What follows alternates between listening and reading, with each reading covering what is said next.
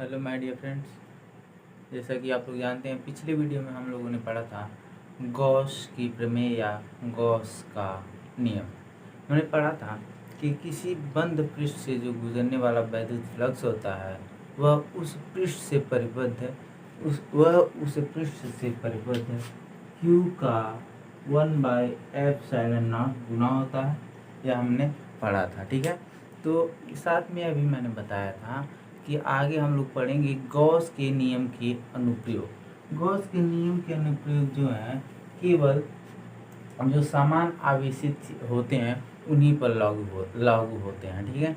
उन्होंने कुछ अनुप्रयोग किए थे, जिसमें से आज हम लोगों का जो पहला अनुप्रयोग है वह है अनंत लंबाई के एक समान आवेशित सीधे तार के निकट वैद्युत क्षेत्र की तीव्रता। देखिए यहाँ पर क्या लिखा है, अनंत लंबाई के कोई तार है जो अनंत लंबाई का है और वह आवेशित है। देखिए जैसे मैंने एक तार ले लिया, ऐसे इनफाइनाइट तक है, यह भी इनफाइनाइट तक है और यह आवेशित है, धन आवेशित, ठीक है। तो आप लोगों ने पढ़ा था कि जब कोई तार हो या कोई छड़ हो वह यह लंबाई की हो और उस पे जो आवेश एक समान रूप से वितरित हो तो वह रेखीय आवेश घनत्व होता है, ठीक। मतलब रेखीय आवेश घनत्व का मतलब क्या होता है, वह जिस रेखा में आवेश का घनत्व हो, मतलब आवेश एक समान रूप से वितरित हो, ठीक है। तो देखिए,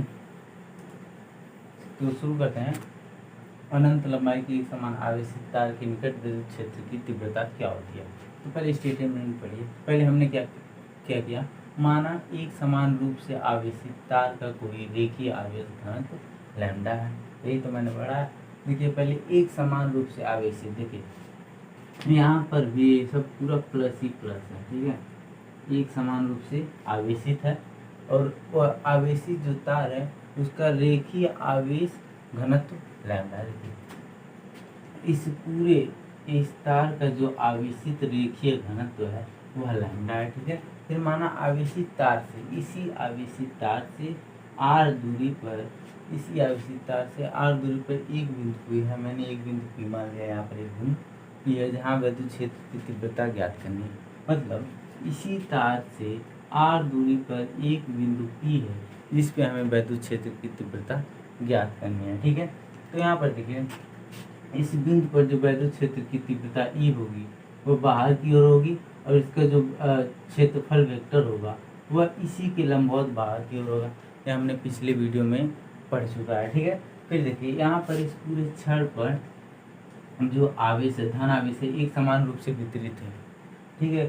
तो इससे हमें पता चलता है जो यह वैद्युत क्षेत्र E है वह कहीं पर भी रखा जाए सब जगह इसका वैल्यू जो है समान ही रहेगा, ठीक है। फिर आगे क्या लिखा है, माना क्षेत्रफल अवयव मैंने एक छोटा सा पार्ट डी ए, जहाँ पर बहुत ही छोटा पार्ट लिया जाता है वहाँ पर हम डी का प्रयोग करते हैं। ये डी ए वेक्टर यानी कि दिशा के साथ दिया हुआ है, ठीक है। डी ए वेक्टर है, बिंदु पी पर ई वेक्टर व डी ए वेक्टर दोनों एक ही दिशा में। बिंदु पी पर जो ई वेक्टर और डी ए वेक्टर दोनों एक ही दिशा में। तो यहाँ पर देखिए जब दोनों एक ही दिशा में होंगे तो जो थीटा की वैल्यू है वो 0 डिग्री आएगी। जब ऐसे है तो यहाँ पर थीटा की वैल्यू क्या होती है, 0। अगर इसके लंबवत होती तो थीटा की वैल्यू क्या होती, 90 डिग्री होती, ठीक है। तो डेरिवेशन क्या होगा, तो हमें केवल इस छोटे पार्ट के लिए पहले हमें वैद्युत फ्लक्स निकालेंगे, ठीक है। पहले लिखेंगे क्षेत्रफल अवयव जब डी ए वेक्टर से होकर गुजरने वाली वैद्युत फ्लक्स। देखिए इसी छोटे से अवयव डी से होकर गुजरने वाली जो वैद्युत फ्लक्स क्या होगी, हमने वैद्युत फ्लक्स को बताया था फाई इसे रिप्रेजेंट करते हैं। क्योंकि हमने यहाँ पर छोटा सा पार्ट लिया है इसलिए कैसे डी फाई इसे रिप्रेजेंट करेंगे, ठीक है। तो यहाँ क्या लिखेंगे, d phi E is equal to E vector dot d A vector. यह हमने पढ़ रखा है यह कैसे हुआ, ठीक है। फिर यहाँ पर देखिए हम यह भी जानते हैं कि डी ए वेक्टर को हम लिख सकते हैं ए कॉस थीटा, ठीक है। यहाँ पर क्या लिख सकते हैं, ई dot A cos D A cos theta, ठीक है, डी ए कॉस थीटा। देखिए थीटा की वैल्यू हमने क्या बताया, थीटा इक्वल टू यहाँ पर क्या है, 0 है, तो यहाँ पर हो जाएगा ई डॉट डी ए कॉस 0 डिग्री, और कॉस 0 डिग्री की वैल्यू होती है 1, यहाँ पर हो जाएगा ई डॉट डी ए, ये क्या हो जाएगा डी फाई ई की जो वैल्यू है, जो मतलब इस छोटी पार्ट के लिए जो विद्युत फ्लक्स होगा वो होगा d phi E equal to E dot A हो जाएगा। अब देखिए यह तो इस छोटी पार्ट के लिए होगा, अगर इस पूरे पार्ट का निकालना हो तब क्या होगा। हमने एक छड़ लिया है धनावेशी का, फिर उसमें हमने एक बेलन आकार के या सिलेंड्रिकल के आकार के किसी पार्ट में हमने रख दिया। अब इस पार्ट को क्या कहेंगे, जिस पार्ट में धनावेशी छड़ को रखा गया है इसी को हम गॉसियन पृष्ठ कहते हैं, ठीक है।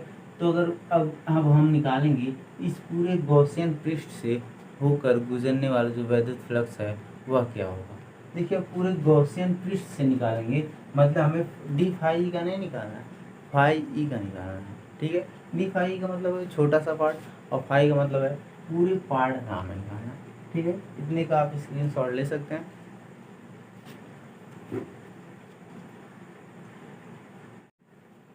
तो देखिए फ्रेंड यहाँ पर हम संपूर्ण गॉसियन पृष्ठ का विद्युत फ्लक्स निकाल सकते हैं, जी बिल्कुल निकाल सकते हैं। पहले हमने निकाला इस गॉसियन पृष्ठ के एक छोटे से पार्ट डी ए वेक्टर का विद्युत फ्लक्स निकाला। अब हम निकालेंगे पूरे बेलन का गॉसियन पृष्ठ का विद्युत फ्लक्स। तो यहाँ पर हम लिखेंगे अतः संपूर्ण को पूरे गॉसियन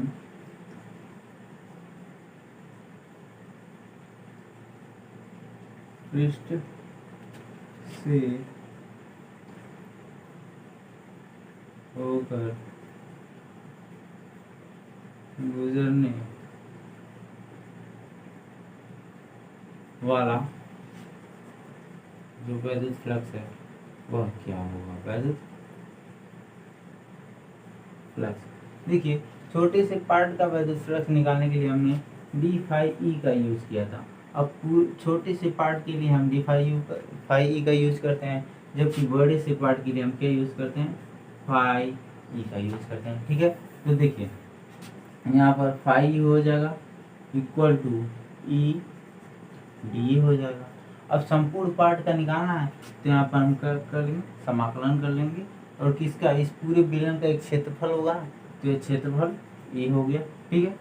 अब देखिए यहाँ पर हमने अभी बताया है कि इस पूरे जो आवेशित छड़ है इसके किसी भी पार्ट पर आप निकाल लीजिए, जो ई की वैल्यू है पूरे पार्ट पर सेम ही होगा, यानी कि यहाँ से ई को हम कांस्टेंट वैल्यू मानकर बाहर निकाल सकते हैं।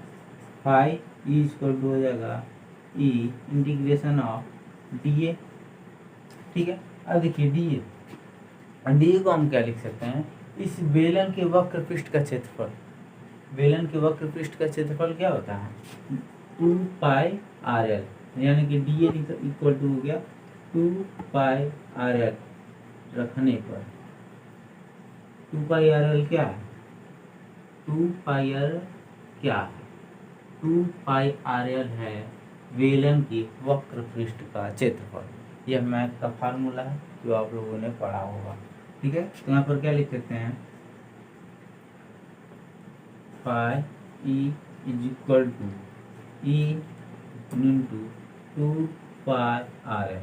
अब देखिए यहाँ पर इंटीग्रेशन हट गया, क्यों, क्योंकि कांस्टेंट वैल्यू है, कांस्टेंट वैल्यू का इंटीग्रेशन होता ही नहीं है, ठीक है। तो ये हो गया इक्वेशन नंबर फर्स्ट, इसका आप स्क्रीनशॉट ले सकते हैं, ठीक है। इसको हम इरेज नहीं करेंगे क्योंकि इसका यूज हमेशा होता ही रहेगा, ठीक है। इसका स्क्रीनशॉट ले सकते हैं। अब देखिए फ्रेंड यह क्या है, विद्युत फ्लक्स है। अब यहाँ पर समीकरण 1 से हम गॉस के नियम का उपयोग कर सकते हैं। हम जानते हैं फाई ई बराबर होता है क्या, फाई ई बराबर होता है क्यू बाय एप्सिलॉन नॉट। ये हम जानते हैं, बिल्कुल जानते हैं, आप भी जानते हैं, हम भी जानते हैं।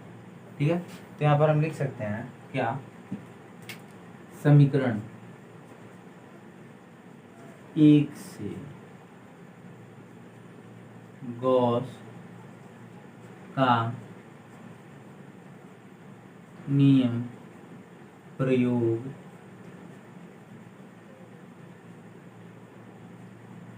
करने पर, देखिए इसके जगह पर हम क्या लिख सकते हैं, इसके जगह पर हम लिख सकते हैं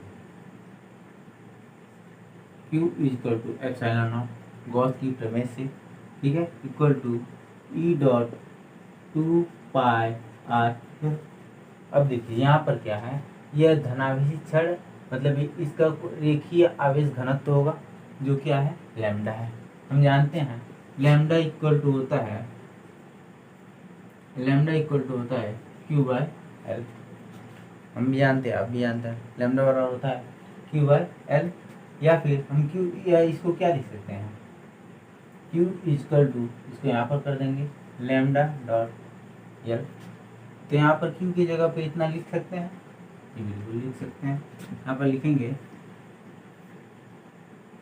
lambda l epsilon not equal to E dot 2 pi r है।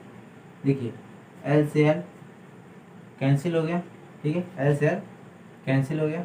फिर देखिए यहाँ पर इसको इस साइड ला देंगे, lambda divided by 2 pi R epsilon not equal to E, या इसको इरेज कर सकते हैं,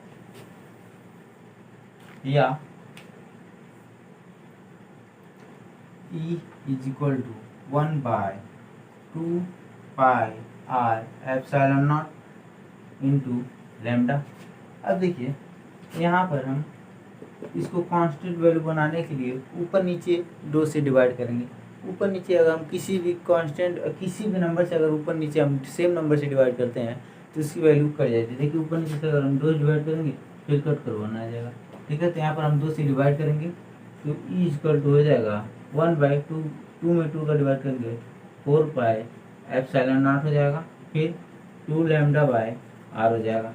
अब देखिए 1 बाई 4 पाई एप्सिलॉन नॉट जो है वह की वैल्यू है, ये हमने बिंदु आवेश में जो है वैद्युत क्षेत्र की तीव्रता है उसमें भी पढ़ चुका है, और वैद्युत ध्रुव के कारण वैद्युत क्षेत्र की तीव्रता उसमें भी पढ़ चुका है, ठीक है। तो ये हमारा जो फाइनल आंसर है ये निकल कर आ गया है, ठीक है। इसको आप चाहें तो वेक्टर रूप में भी लिख सकते हैं, ठीक है। यही हमारा जो है फाइनल डेरिवेशन है, ठीक है। तो इसका स्क्रीनशॉट ले सकते हैं।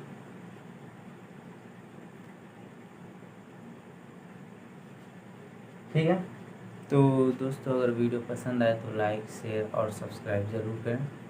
धन्यवाद।